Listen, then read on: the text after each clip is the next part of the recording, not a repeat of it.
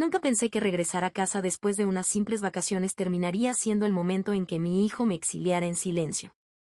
Vi las maletas antes de ver la casa, ahí tiradas en el pasto del frente como si fueran basura fuera de lugar, una con la rueda chueca, otra medio abierta, dejando asomar mi camisón como si fuera evidencia de algún delito. Encima, pegada de manera descuidada a uno de mis viejos libros de historia del arte, había una nota escrita con la letra de mi hijo. Perdón, mamá. Los papás de mi esposa se vienen a vivir. Ya no hay espacio para ti. Sin firma, sin disculpa, ni siquiera una llamada. Solo 7 palabras que me doblaron las rodillas mientras el taxi esperaba encendido detrás de mí. Por costumbre intenté la llave, no por esperanza. No entró. Me quedé ahí, con la mano en la perilla, como una intrusa confundida que se metió en la vida equivocada. La luz del pórtico se apagó. Nadie abrió la puerta. Ninguna voz, solo el zumbido tranquilo del vecindario y el sonido del rociador del jardín de al lado. Solo una persona alcanzó a ver, Bill, el ajustador de seguros jubilado que vivía enfrente. Se asomó por las cortinas y las cerró en cuanto notó que yo lo había visto. Bill siempre supo desaparecer cuando las cosas se ponían incómodas. Metí la mano a mi bolsa, saqué el celular y me quedé mirándolo. Ni llamadas perdidas ni mensajes. Les mandé una postal desde Cape Cod, por amor de Dios. Los extraño, escribí, con un dibujito de una gaviota hecho a mano. Claramente, extrañarme no era mutuo. Esa nota no fue un malentendido ni un descuido. Era su jugada final en un jueguito silencioso que pensaron que yo no era lo bastante lista para notar. Hacía apenas 20 minutos yo estaba bronceada de más, cansada y de buen humor. Hasta había traído ese caramelo de agua salada carísimo que le gustaba a Jaque, el de la tienda donde siempre hay filas larguísimas. Lo dejé en la maleta, se derritió ahí. No lloré. No toqué la puerta. Solo me quedé parada lo suficiente para sentir como el frío se me metía por la espalda.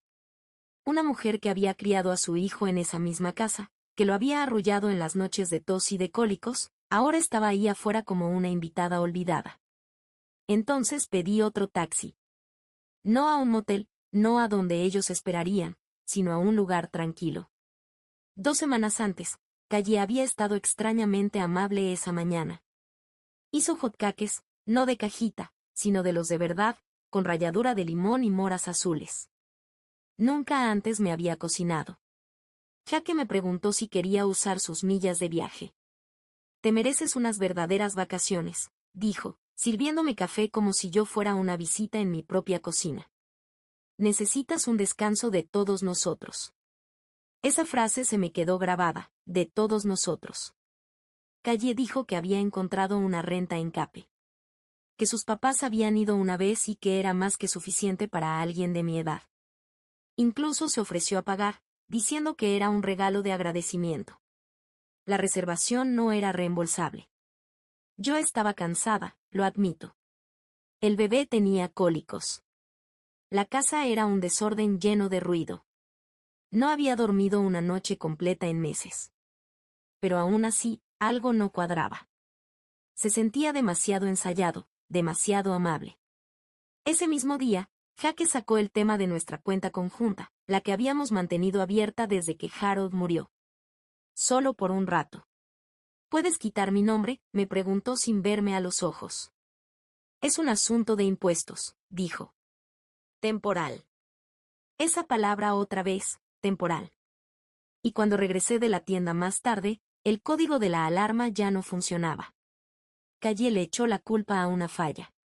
Sonrió demasiado, dijo que lo arreglaría, pero nunca lo hizo. Y aún así me fui. Hice mi maleta, me repetí que lo hacían con buena intención, que solo era el estrés de ser papás nuevos. Que yo estaba imaginando cosas, las miradas raras, las explicaciones de más, la amabilidad repentina. Me convencí de que era cariño, solo que torpemente expresado. Pero esa mañana, cuando el taxi arrancó y volteé a ver el pórtico, ninguno de los dos me despidió con la mano. Simplemente cerraron la puerta. Ahí debía haberlo entendido, pero a veces el corazón tarda más en aceptar lo que la mente ya sabe. Llevaban meses pasando, quizá más. Cambios sutiles, cuidadosos, como si fueran borrando mi presencia poco a poco, editándome de un borrador que pensaban eliminar. Al principio fueron cosas sin importancia. Mi sartén de hierro resultó demasiado pesada, así que terminó guardada en el garaje. Mi máquina de coser, que ocupaba espacio, fue a dar al ático. Cuando pregunté por ella, Calle parpadeó como si ya ni recordara que existía. La cafetera compartida fue reemplazada por una de una sola taza. Más eficiente, dijo Jaque, aunque nunca nadie me ofreció una. Mi té favorito desapareció de la alacena. La sala cambió de acomodo 2 veces en 2 semanas, y cada vez la silla donde yo solía sentarme quedaba más apartada del centro. Las conversaciones también cambiaron. Empezaron a tenerlas sin mí, en mensajes de texto o en murmullos bajos en el pasillo. Hacían planes en tiempo real, conmigo ahí, pero sin incluirme. Alcancé a oír frases como, habrá que medir bien el cuarto del bebé cuando lleguen mis papás o ese cuarto puede servir como segunda oficina. Siempre seguidas de una mirada rápida hacia mí y un cambio de tema inmediato. No me estaban maltratando. Eso hubiera sido más fácil de nombrar. Me estaban borrando con modales, con sonrisas, con un por supuesto que entiendes. Y sí, entendí. Con el tiempo lo entendí por completo. No era un descuido ni un accidente. Era una estrategia de salida silenciosa. La mía. Ellos habían asumido que me iría con gracia, con culpa o con vergüenza. Subestimaron la parte de mí que llevaba planeando tanto tiempo como ellos. Sabía bien que no debía reaccionar cuando empezó el tema del banco. Cuando Jaque preguntó sobre cerrar nuestra cuenta vieja, no más para simplificar las cosas, o cuando noté el closet del cuarto de visitas vacío y recién pintado, ellos pensaban que eran discretos. No lo eran. Así que no dije nada. Pero empecé a hacer una lista. No de lo que habían hecho, sino de lo que no sabían. Y casi hasta arriba estaba un hecho sencillo pero importante: la casa no era de ellos para recuperar. Poco a poco me estaban echando de un lugar que nunca dejé de ser la dueña. Seguro creyeron que me iría a un motel, humillada, cargando mi maleta y llamando para hablar las cosas, que les daría el gusto de un drama o hasta una disculpa por incomodarlos. En lugar de eso, le di al chofer la dirección de un complejo de departamentos al otro lado de la ciudad. Él levantó las cejas por la distancia. ¿Segura? Sí, lo estaba. El departamento era pequeño, amueblado y limpio. No había estado ahí en más de un año, pero todavía olía a lavanda y a papel viejo. Las cortinas seguían cerradas. Mi nombre no estaba en el buzón. Nunca lo estuvo. El contrato de arrendamiento, los servicios, hasta el wifi, todo estaba a nombre de un fideicomiso que Louise me ayudó a crear en 2017. Por si acaso, me había dicho, y en ese momento yo me reí. Nadie se reía esta noche. Dejé las llaves sobre la mesita de la entrada y encendí una lámpara. Luego me senté en el escritorio, abrí la laptop y entré al registro de propiedades del condado. No tardé nada. Me sabía el número de la parcela de memoria. Lo escribí. Ahí estaba, 14 Red Fern Lane, la casa donde había estado viviendo con ellos, la casa que creían suya, la casa desde la cual habían montado su pequeña estrategia de expulsión. Le di clic en editar datos del propietario. El registro seguía mostrando mi nombre, completo, legal, sin compartir, tal como había estado desde que liquidé la hipoteca con el seguro de vida de Harold en 2016. Ellos nunca preguntaron de quién era la casa. Asumieron, y ese fue su primer error. Actualicé el archivo en línea con mi dirección de contacto actual, la del fideicomiso, no la del departamento. Luego descargué una copia en PDF del título y la guardé en 3 lugares distintos. Vieja costumbre. El silencio se sentía limpio. Sin estática de monitor de bebé. Sin el murmullo de la tele de fondo. Solo el tecleo ligero y mi propia respiración. La casa de 14 Red Fern Lane había sido mía desde que Harold murió. Liquidé la hipoteca con la póliza, transferí el título únicamente a mi nombre y lo registré a través de Louise, quien se aseguró de mantenerlo protegido. Sin copropiedad, sin vacíos legales, sin acuerdos verbales. Jaque y Calle nunca preguntaron por los papeles. Estaban demasiado cómodos asumiendo. Y, la verdad, yo los dejé. Viví con ellos. Sí, ayudé a criar a su hijo, llené la despensa, pagué mejoras que ellos creyeron salieron del bono de Jaque. Pero legalmente, yo no era su inquilina. Yo era la dueña. La única. Y ahora que habían dejado claro que ya no era parte de la familia en esa casa, pensaba empezar a actuar en consecuencia. Primer paso, restablecer el control en papel. Inicié una actualización interna en el portal del registro de propiedad, lo justo para dejar marcada actividad en la parcela. Luego entré a mi sistema personal de administración del fideicomiso, añadí la propiedad como un nuevo registro y configuré alertas con esa dirección. Cualquier revisión de avalúo, búsqueda de título o solicitud de gravamen ahora me llegaría directo a mí. La gente olvida que la propiedad es un juego de paciencia. No se gana con emociones. Se gana con pruebas. Después le mandé un correo a Louise con los documentos actualizados adjuntos. Sin comentarios, solo el archivo y un asunto, Red Fern Lane activa.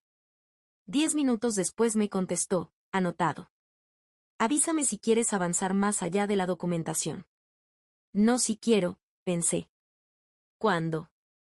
Yo no quería venganza. Eso habría sido más fácil, más barato y mucho más rápido. Lo que yo quería era precisión, que Jaque y Calle entendieran de verdad de quién había sido siempre el nombre con peso. No en sentido figurado, no emocionalmente, legalmente. Ellos pensaron que yo era vulnerable porque nunca hice un escándalo. Porque no azoté puertas ni grité. Porque seguía apareciendo con la despensa llena, la ropa doblada y una sonrisa tibia. Confundieron silencio con debilidad. Pero el silencio también es un libro contable. Y el mío estaba lleno. Que jugaran sus pequeños juegos de poder doméstico. Yo ya había empezado el mío, y el mío venía con páginas notariadas y entregas certificadas. Me quedé sentada en ese departamento mucho rato, mucho después de haber enviado el último correo. No planeando, no maquinando, solo pensando, ¿qué quería yo? No la casa. Esa ya era mía. Tampoco el dinero, aunque fácilmente pudo haber sido por ahí si así lo hubiera decidido. Tenía todas las herramientas, todo el poder de negociación. Lo que quería no podía medirse en metros cuadrados ni en signos de dólar. Yo quería que el silencio se les metiera por dentro. Quería que lo sintieran. Mi ausencia. Quería que Calle entrara a la cocina, buscara la espátula que siempre usaba y descubriera que ya no estaba ahí. Que Jaque abriera la despensa y se encontrara con el café sin reponer. Que el bebé llorara en la noche y sintiera por qué la casa, de pronto, se había vuelto más fría. Quería que vivieran la vida que habían elegido, completa, sin que yo suavizara las orillas. Y después quería que entendieran lo que habían hecho. No solo que lo reconocieran, sino que lo enfrentaran. La decisión que tomaron al preferir la apariencia sobre la decencia, la comodidad sobre la conexión. Así que me di un plazo. 3 días. Sin acción, sin contacto, solo silencio. No porque esperara que me pidieran regresar. No, esa puerta ya estaba cerrada. Sino porque quería ver si siquiera notaban lo que habían perdido. 3 días para ver si llegaba un solo mensaje. Si alguno de los dos era capaz de recurrir a la humildad en lugar de las excusas. 3 días para demostrar si todavía eran lo bastante humanos como para arrepentirse. Si no, entonces los guantes se caerían, legalmente, con limpieza, pero todavía no. Preparé un té, me senté en la vieja silla de Harold junto a la ventana y dejé que el tráfico de afuera pasara como olas. Mi nombre seguía en la escritura.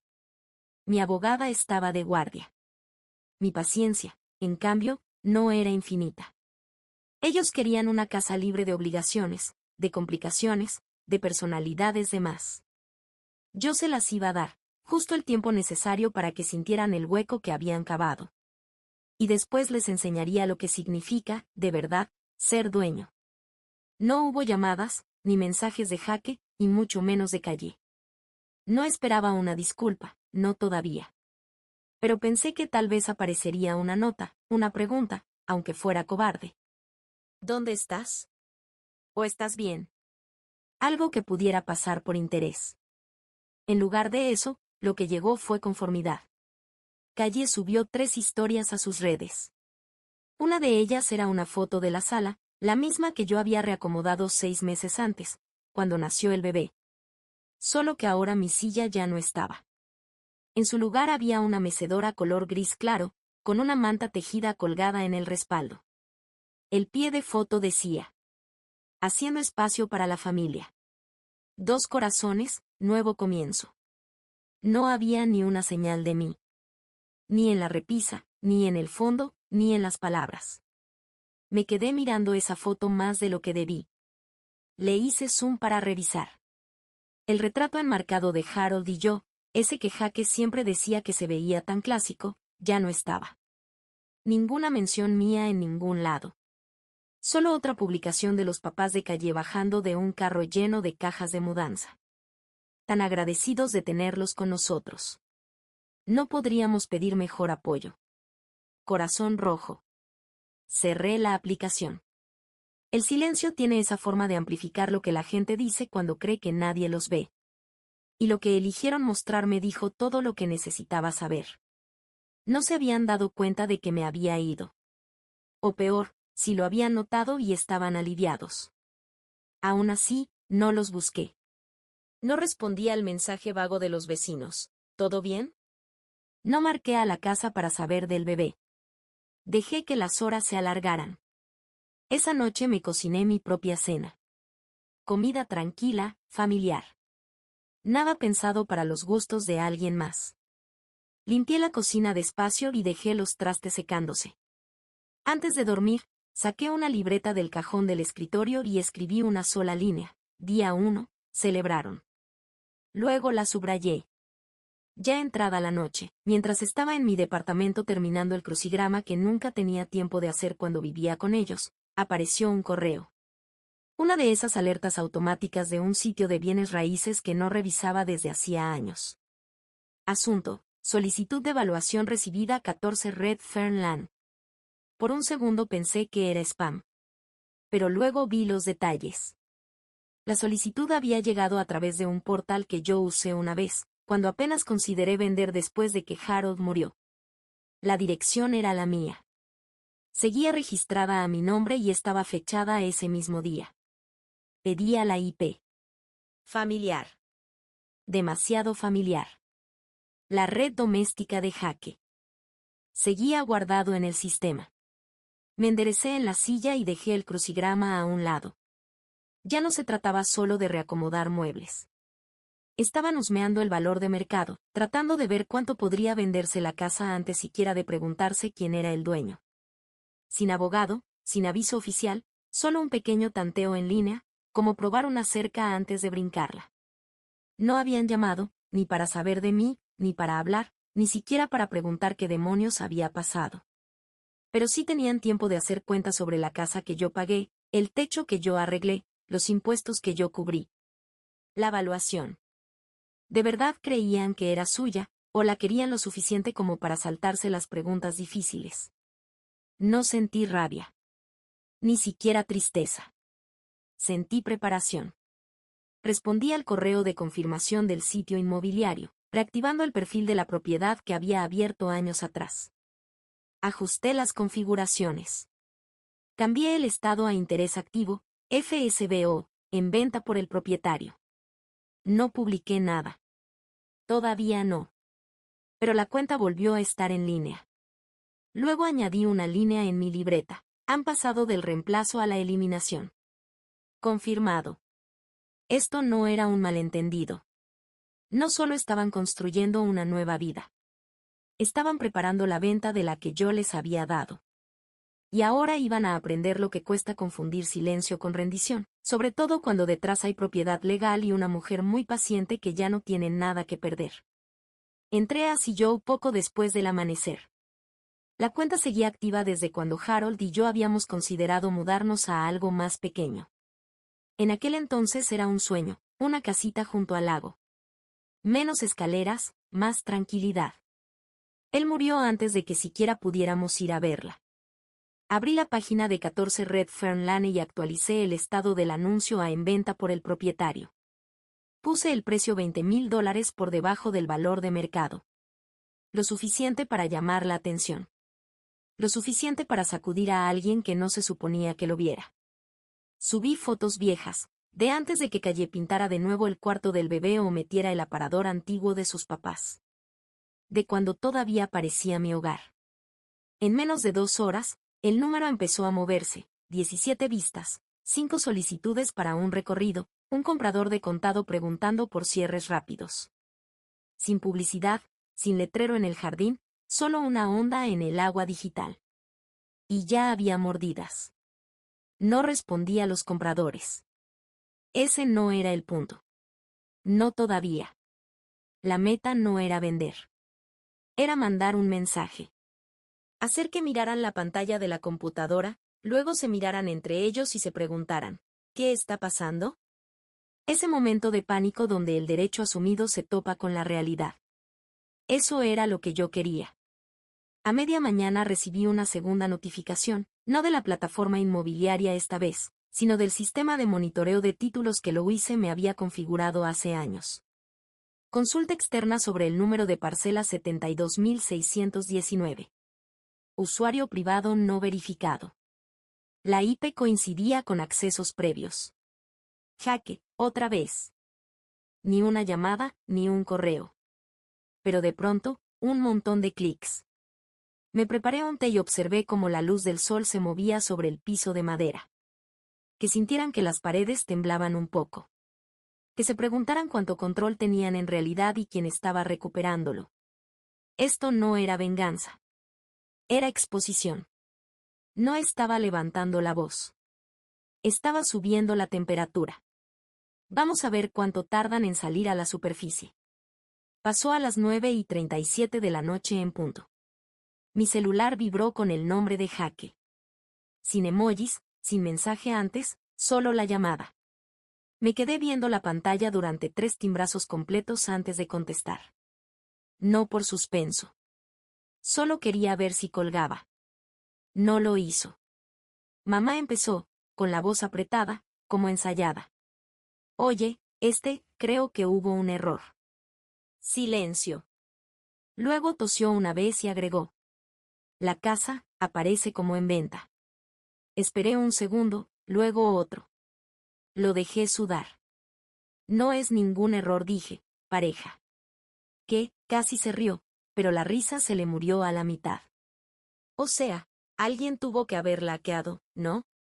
Dice que está listada como en venta por el propietario. Eso no puede ser.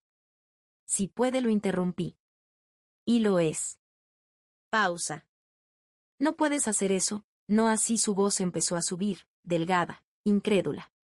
O sea, ni siquiera hablaste con nosotros.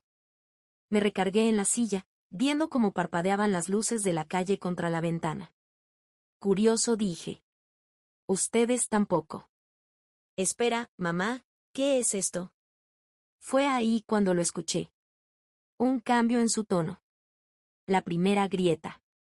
No era enojo ni indignación. Era miedo. No sabía cuánto sabía yo. No sabía qué tenía yo. Ni siquiera sabía aún que el título nunca había sido suyo. Te estoy dando la oportunidad de hacer la pregunta correcta, le dije con calma. No la desperdicies preguntando por qué puse la casa en venta. No habló. Alcancé a oír la voz de Calle de fondo, apagada pero cortante, como si estuviera leyendo algo en su celular. Seguramente el anuncio. Seguramente el precio. Seguramente calculando lo que pensaban que les correspondía. ¿Esto es por las vacaciones?, preguntó Jaque al fin. ¿Por los papás de Kelly? No, dije. Esto es por la nota que dejaste encima de mi maleta. Mamá, por favor. Lo hice. Y colgué. Luego escribí en mi libreta, subrayado 3 veces, primera grieta. Él volvió a llamarme mamá. Calle no me escribió directo. Eso hubiera requerido humildad. En vez de eso, desperté con un correo cuyo asunto decía, hablemos, urgente. Era largo, dramático, casi teatral. Usaba frases como desafortunado malentendido y falla en la comunicación. Afirmaba que nunca habían tenido la intención de hacerme sentir excluida. Que lo del césped había sido malinterpretado. Su frase favorita era, lo que es mejor para todos. En medio de la carta, escondido entre el lenguaje pasivo y la preocupación fingida, estaba el verdadero punto. Nos sorprendió ver la casa listada en Internet. ¿Hay forma de pausar cualquier decisión sobre vender hasta que tengamos oportunidad de hablar como familia? Y justo debajo, estamos pensando especialmente en el futuro del bebé en este hogar. Ahí estaba. El verdadero as bajo la manga que creían tener. Un bebé, un cuarto de cuna, un futuro que ahora querían colgar de la culpa y del sentimentalismo. Leí el correo 3 veces. Cada repaso lo hacía más transparente. No estaban arrepentidos. Estaban asustados. Asustados de que el juego se les hubiera volteado. De que la mujer que pensaban haber sacado discretamente por la puerta se hubiera colocado, sin ruido, en el papel de dueña, vendedora y única decisora, mientras ellos seguían jugando a estar al mando. Querían tiempo. Me querían todavía, pero no a mí. Querían a la versión de mí que no aparecía en documentos legales y que se mantenía dentro de sus límites. No respondí. En lugar de eso, imprimí el correo y lo guardé en la carpeta que Louise y yo habíamos empezado a armar. Subrayé cada frase donde intentaban disfrazar sus actos como necesarios o accidentales. Marqué la parte sobre el futuro del bebé, porque ahora querían volver esto a algo emocional, y yo no les iba a dar ese gusto. Ellos pensaban que no actuaría. Ese fue su segundo error. El primero había sido subestimar mi memoria. Yo no olvido quién puso maletas en un jardín. Y mucho menos olvido quién firmó su nombre en esa decisión. La de ellos pudo haber sido escrita con tinta barata. La mía ahora se estaba tecleando en tipografía legal. No respondí a su correo. Simplemente lo reenvié a Louise con el asunto. Parte respondiente intenta reinterpretar el desalojo. Louise no llamó. Ella nunca llamaba. Ella trabajaba por escrito porque lo escrito deja huella. En menos de una hora, me regresó un documento limpio, formal, con su membrete en la parte superior y la calma precisa de un lenguaje legal debajo. Asunto: notificación de revocación de derechos de residencia. Adjunto venía el acuerdo preliminar de compraventa que yo ya había autorizado en silencio esa misma mañana. No estaba finalizado, pero era lo suficientemente real para inquietar. Lo suficientemente sólido para ser ejecutable. Incluía una cláusula que hacía referencia a la nota informal dejada sobre mis pertenencias, catalogándola como renuncia voluntaria de ocupación por parte de los actuales residentes informales. Respaldada con evidencia escrita y correspondencia digital. Leí cada línea 2 veces y después firmé. Louise era el tipo de abogada a la que nunca tenías que explicarle nada. Ella conoció a Harold. Fue quien redactó las protecciones originales del título en 2016, cuando quitamos el nombre de Harold. Fue ella quien me sugirió en su momento guardar silencio con respecto a los papeles. Déjalos asumir lo que necesiten, hasta que ya no puedan. Y también me recordó, hace años, la cortesía no es un límite legal. Esa carta no era un acto de agresión. Era la restauración de un hecho. Decía, viven en una casa que no les pertenece. Decía, sacaron a la dueña legítima e intentaron reorganizar el valor a su alrededor. Decía, no son víctimas. Son invasores con una silla para bebé. No me regodeé. Ni siquiera sonreí. Simplemente imprimí el documento, lo guardé en la misma carpeta que el correo de calle y etiqueté la pestaña. Fase 1 completada. Ellos esperaban lágrimas, tal vez confusión, un buzón de voz lleno de temblor y traición. En cambio, recibían una carta de una mujer con una escritura a su nombre, una abogada, y cero intención de hablar de sentimientos. Esa noche me preparé la cena, abrí una botella de vino y puse un documental de naturaleza. No lo vi. Solo me gustaba el sonido de algo vivo y constante. Ese tipo de ruido que nunca notas hasta que desaparece.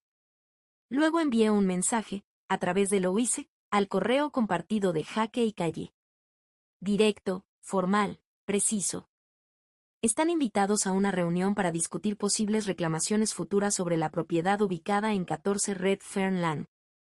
Fecha, jueves, 2 de la tarde. Lugar, Notaría de Kendall y Mark, Sala 3B. Los documentos serán revisados y notariados al concluir. Favor de traer identificación vigente. Sabía lo que pensarían al leerlo. Una negociación, una reunión, una segunda oportunidad. Todavía no entendían. Esto no era una invitación para suplicar. Esto era una oportunidad para escucharlos sentados frente a la mujer que intentaron borrar, en un edificio de pisos de mármol y cero paciencia para los sentimentalismos. Llegué temprano. La notaría estaba en un edificio beige, ordenado, discreto, perfectamente anodino. Ideal. Traía la carpeta con la escritura, el acuerdo preliminar de venta, la notificación de revocación que Louise había redactado y la nota del jardín, ahora prolijamente laminada. No me puse nerviosa. No ensayé. Yo no estaba ahí para actuar. A la 1:59 escuché pasos en el pasillo, más lentos de lo normal, titubeantes. Entraron juntos. Calle vestida en tonos pastel apagados. Jaque con una camisa que reconocí de la Navidad pasada. Él se veía pálido. Ella, controlada, como si hubiera practicado mantener la voz firme. Me puse de pie cuando entraron, pero no ofrecí abrazos. Gracias por venir, dije, señalando las sillas frente a mí. Empezaremos en un momento. La notaria entró a las 2:03. Se presentó, revisó nuestras identificaciones y se sentó con el portapapeles lleno de documentos ya preparados. Jaque carraspeó. Entonces, ¿qué es exactamente todo esto? Deslicé la carpeta por la mesa. Calle la tomó antes que él. Al abrir la solapa y ver la primera página acuerdo de compraventa, 14 Red Fern Lane, su mano se detuvo en seco. Me miró. ¿Estás vendiendo la casa? No respondí tranquila, pareja. La puse en lista. Estoy aquí para decidir si continúo con la venta. Y luego añadí, mirándola directo. Y para decidir si alguno de ustedes se va con algo más que sus zapatos. Calle cruzó los brazos como si ese gesto le diera credibilidad. Jaque no dejaba de mirar los documentos y luego a mí, como si todavía pudiera rescatar algo, como si pudiera encantar con palabras lo que estaba escrito en papel.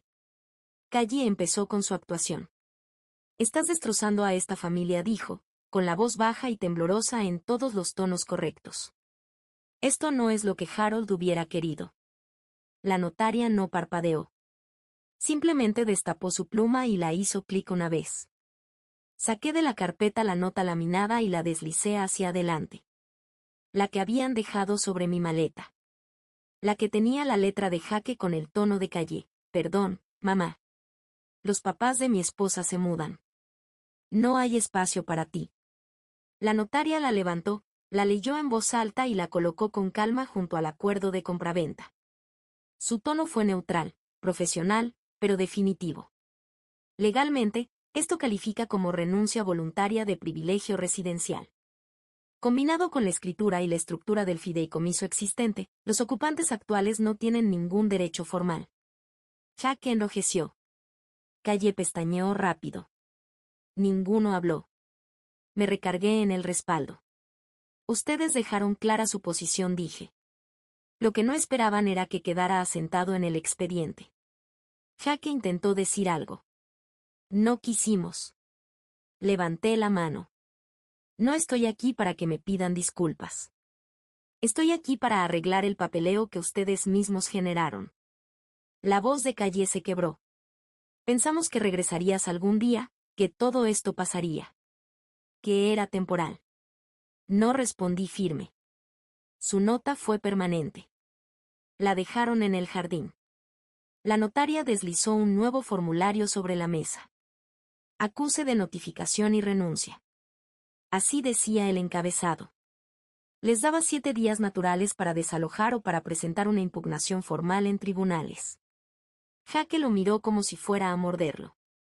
No puedo creer que nos estés haciendo esto, murmuró. Lo miré sin enojo. Ya terminé. Fueron ustedes quienes me entregaron la pluma. Ellos pensaron que me habían sacado de una casa. Lo que ellos hicieron fue redactar su propia salida. Yo solo me presenté y dejé que el silencio hablara más fuerte que su sentido de derecho. Ese día llovía cuando conocí a los compradores. Una pareja joven, educada, un poco nerviosa, lista. Querían formar una familia en una casa de verdad, con historia. No preguntaron por qué la vendía. Solo dijeron que la cocina les recordaba a la de la abuela de él y que el patio era perfecto para los veranos largos. Eso bastó. Nos encontramos en la propiedad con la agente de bienes raíces. Los papeles ya estaban listos. Solo tenía que entregarles las llaves, firmar la última hoja y mostrarles la línea de la cerca. Había vivido ahí más de 20 años. Conocía cada crujido en las tablas del piso, cada fusible en la caja. Al pasarle al comprador el llavero, con 3 copias nuevas, escuché un portazo detrás de mí. Callé. No estaba vestida para el clima. Aún con sus flats de interior, el cardigan empapado en los hombros. Se veía fuera de lugar en su propia entrada. ¿Y ahora dónde se supone que vivamos?, preguntó. Sin introducción, sin saludo, solo una pregunta, entrecortada y punzante, como si yo todavía le debiera techo después de todo. No respondí de inmediato. Solo extendí las llaves hacia la joven junto a mí, que las recibió con ambas manos. Calle dio un paso más cerca, alzando la voz. Tenemos un bebé. Sabes que esta también es su casa. Entonces la miré, tranquila. Probablemente en el mismo lugar donde esperaban que yo viviera, dije. En la calle. Ella parpadeó como si las palabras le hubieran golpeado en el cuerpo. Y yo lo dije con cada sílaba, no por rencor, sino por claridad. Porque apenas en ese instante final entendió lo que había hecho, no solo conmigo, sino consigo misma. Los compradores se quedaron incómodos junto al coche. La mujer murmuró un gracias y el hombre asintió, ya viendo la puerta principal como si le perteneciera. Y le pertenecía. Me alejé sin ceremonia. Sin pausas dramáticas, sin discursos, sin mirar atrás. Kelly se quedó en la entrada, empapada, todavía buscando espacio en una casa que había entregado con una sola nota. 2 días después de que se cerró la venta, publicó en Facebook un párrafo larguísimo, lleno de rodeos, sobre pérdidas inesperadas y traiciones de quienes más confiamos. Sin nombres, por supuesto. Kelly nunca arriesga detalles cuando se pinta como víctima. Pero la historia era lo bastante clara, una suegra desagradecida, una expulsión repentina, sin aviso. Hasta subió una foto, un recorte del ahora vacío cuarto principal, con la frase, nosotros hicimos de este espacio un hogar. Para algunos solo fue una herramienta de presión. Los comentarios no tardaron. Lo de siempre, simpatía de excompañeras de universidad, primos pasivo-agresivos, unos cuantos versículos bíblicos de una tía que casi ni la conocía, y hasta ofertas de cuartos extra. Una persona incluso preguntó si ya había abierto un GoFundMe. Eso lo esperaba. Lo que no esperaba fue a la señora Harper. Vivía 2 casas más allá, 74 años, más tiempo en ese vecindario que todos nosotros juntos. Me vio criar a Jaque desde niño, vio a Harold cargarme en brazos al cruzar el porche el día que nos mudamos.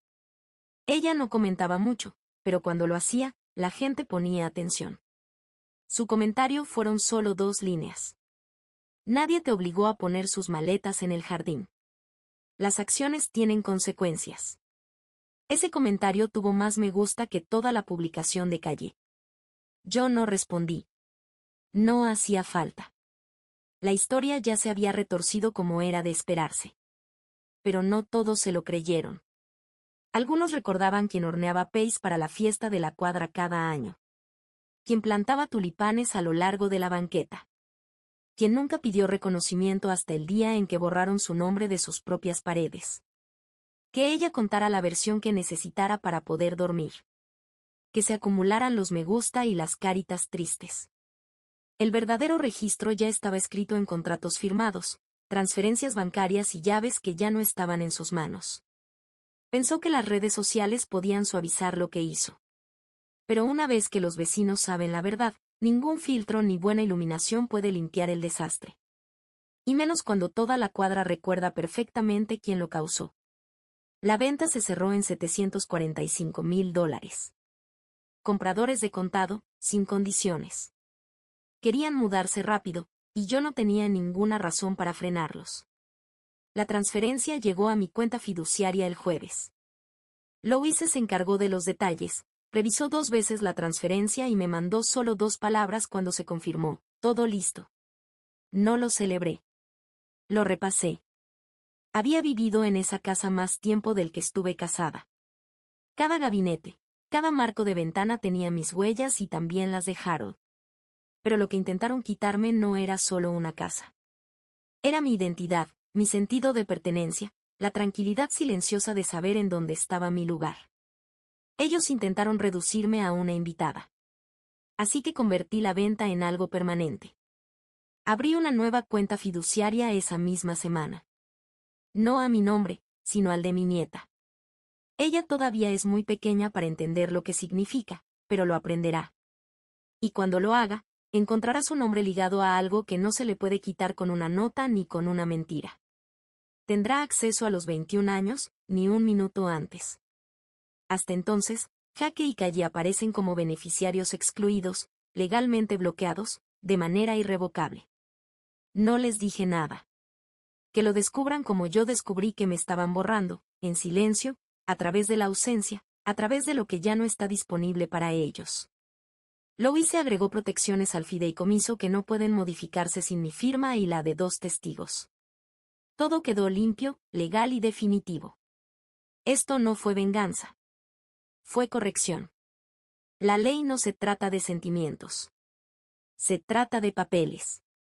Ellos apostaron a mi silencio, a mi cariño, a la idea de que yo no me atrevería a responder porque soy madre, porque soy mayor o porque les preparaba la cena cada jueves. Se equivocaron en las 3.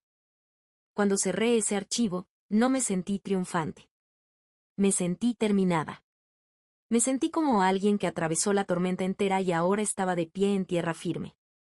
Que cuenten su versión. Que retuerzan el pasado. La cuenta bancaria dice otra cosa. Una semana después de la venta supe que Calle se había regresado a vivir con sus papás. Nunca dijeron dónde estaba Jaque, solo que no estaba con ella. Me imagino que el orgullo hizo imposible explicar por qué la casa de la que presumieron durante años ahora le pertenecía a desconocidos. Pero en barrios como ese las noticias corren, y todavía hay gente que me habla, aunque sea en correos discretos o mensajes breves con asuntos como: creo que debería saberlo. Al parecer, Jaque perdió su trabajo. No fue directamente por la casa. Pasó porque usó su correo de la empresa para preguntar sobre la venta de la propiedad. Un gerente lo descubrió durante una auditoría rutinaria. Enlaces de búsqueda de títulos y reportes de valor estimado de una dirección que no estaba a su nombre. Se veía descuidado, riesgoso. Técnicamente no hizo nada ilegal, pero a las corporaciones no les gustan los enredos, y menos los ligados a disputas de propiedad y verdades a medias. Así que lo dejaron ir. Sin escándalo, sin pleito, solo otra puerta que se cerró en silencio detrás de él. Ellos pensaban que podían tratarme como un estorbo y aún así salir limpios. Pero el privilegio siempre deja huellas, y las suyas estaban por todas partes. Yo, en cambio, compré una casita en Maine, 2 recámaras, un baño y un huerto que no tengo que compartir. El vecindario es tranquilo. No hay asociación de colonos, solo algunos jubilados. A 5 cuadras está la biblioteca y los sábados hay un mercado donde venden ese pan que no se tuesta, se desgarra con las manos. Duermo mejor ahora, no porque gané, sino porque dejé de cargar con el peso de personas que solo amaban la versión de mí que daba sin pedir nada a cambio. Ellos creyeron que me habían corrido. La verdad es que me liberaron. Yo había construido mi vida alrededor de dar, de apoyar, de hacer espacio para otros. No me había dado cuenta de cuánto tiempo llevaba sin preguntarme si alguien alguna vez haría espacio para mí. Ahora ya sé la respuesta, y no necesito aquella casa para sentir que pertenezco. Tengo tierra bajo las uñas, papeles en regla y nada que ellos puedan quitarme.